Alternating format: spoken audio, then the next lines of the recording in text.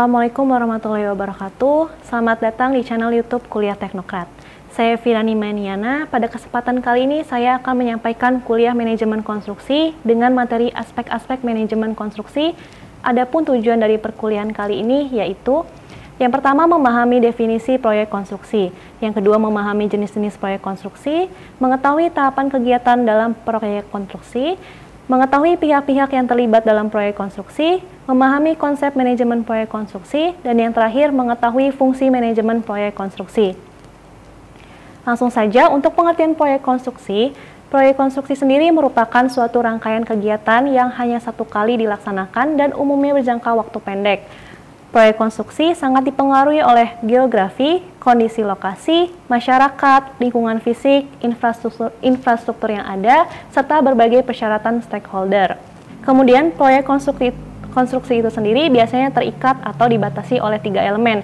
Yang pertama yaitu cost, scope, time, dan ketiga elemen tersebut harus seimbang dan harus selalu diperhatikan agar kualitas dari hasil proyek konstruksi maksimal dan berjalan sesuai dengan rencana.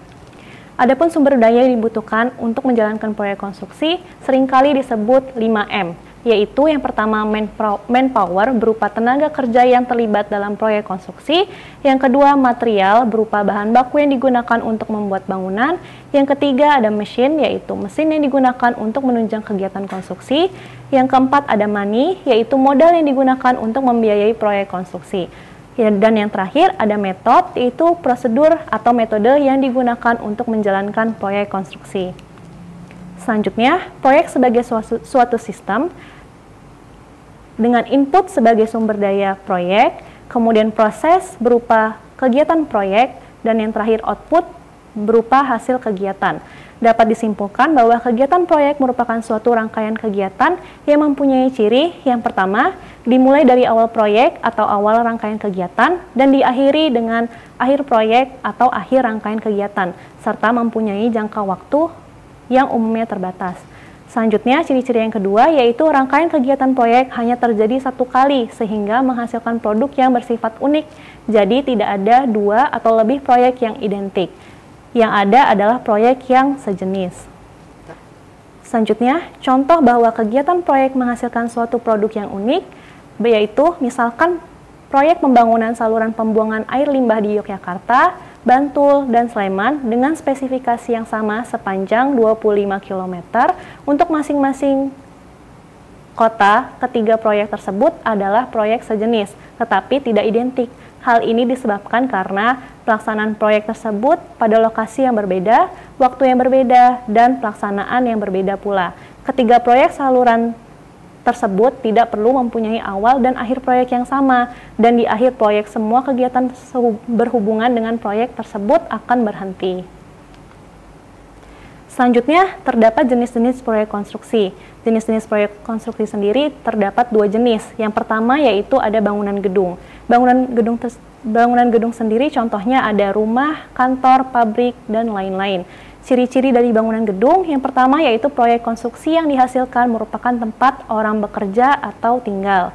Ciri-ciri yang kedua yaitu pekerjaan dilaksanakan pada lokasi yang relatif sempit dan kondisi pondasi umumnya sudah diketahui. Selanjutnya, yang terakhir, manajemen dibutuhkan terutama untuk progressing pekerjaan.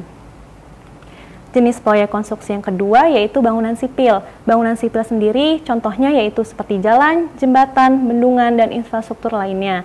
Ciri-cirinya, yang pertama yaitu proyek konstruksi dilaksanakan untuk mengendalikan alam agar berguna bagi kepentingan manusia.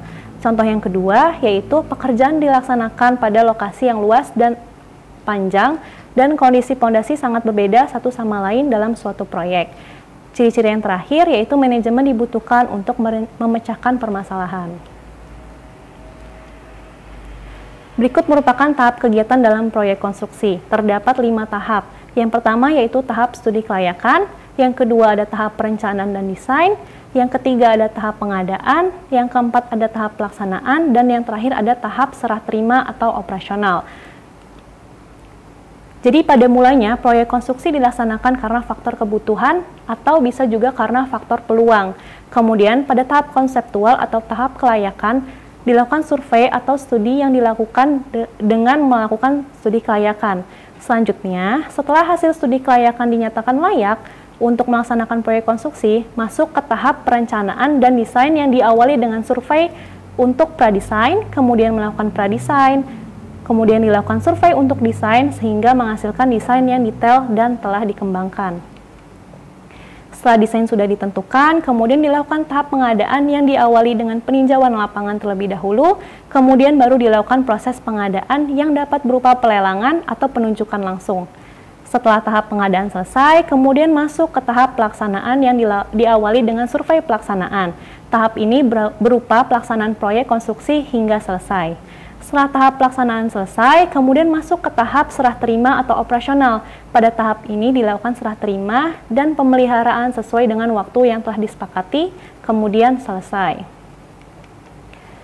Selanjutnya, dari tahap kegiatan proyek konstruksi tersebut, terdapat aspek-aspek yang harus dikaji dalam setiap tahapnya.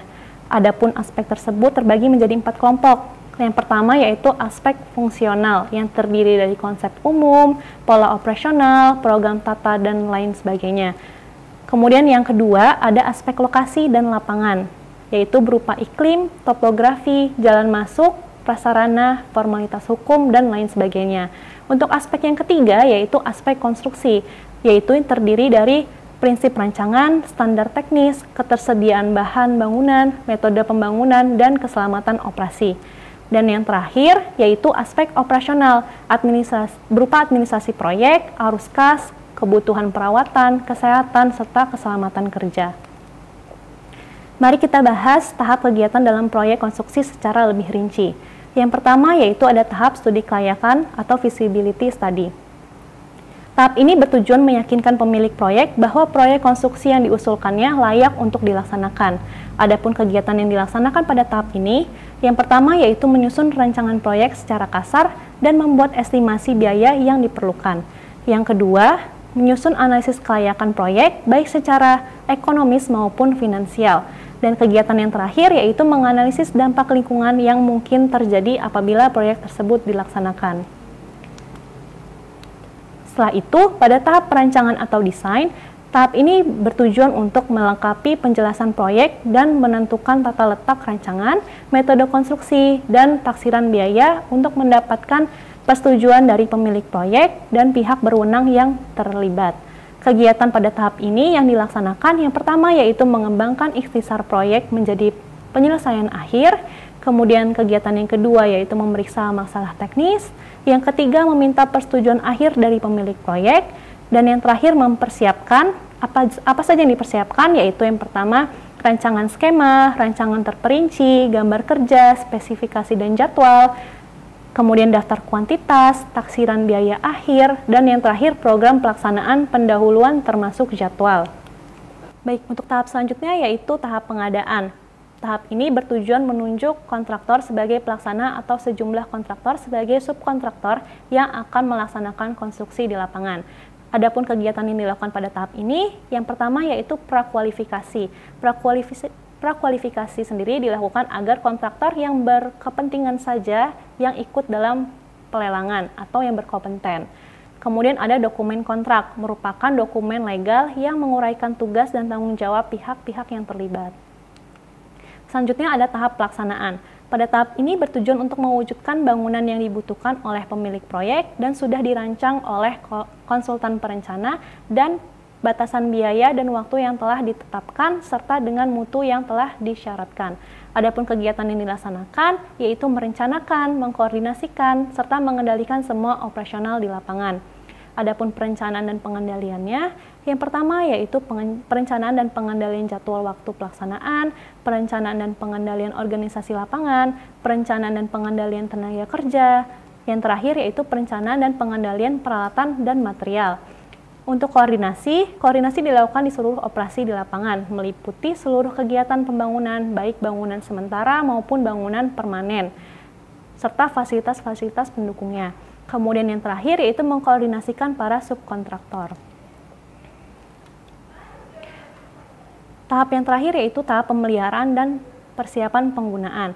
Tahap ini bertujuan untuk menjamin kesesuaian bangunan yang telah selesai dengan dokumen kontrak dan kinerja fasilitas sebagaimana mestinya. Adapun kegiatan yang dilaksanakan pada tahap ini, yang pertama yaitu meneliti bangunan secara cermat dan memperbaiki kerusakan-kerusakan yang terjadi. Kegiatan yang kedua yaitu mempersiapkan petunjuk operasional atau pelaksanaan serta pedoman pemeliharaannya, dan kegiatan yang terakhir yaitu memelihara bangunan hingga waktu yang disepakati. Selanjutnya, terdapat pihak yang terlibat dalam proyek konstruksi. Terdapat dua jenis, yaitu ada pengguna jasa dan penyedia jasa. Pengguna jasa di sini yaitu pemilik atau owner dari proyek tersebut. Kemudian untuk penyedia jasa, terdapat konsultan dan kontraktor. Ketiga pihak ini akan terhubung secara fungsional dan kontraktual sebagaimana yang dilihat pada gambar.